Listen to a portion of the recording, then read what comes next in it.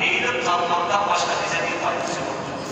Oruç tutuyor ve oruç tutmakla bizi düzeltmiyorsa o oruç, nefsi bizi terbiye etmiyorsa aç ve susuz kalmaktan bize hiçbir faydası yoktur. Hacca gidiyor ve haçtan döndükten sonra o Bu caminin adı ne Emir Efe? Merkez Cami. Aferin sana. Bir kere daha gelmiştik değil mi buraya? Evet ama unuttum. Evet. Gelmedik. Ara ara geliyoruz değil mi? Diğer camilere gidiyoruz. Evet. İman edip imanının gereğini yerine getirir. İnandığı şeyleri tatbik etmeyenlerden dolayıdır. Anne. Bu imanın iyi bir kimse olmanın ikinci kategorisi.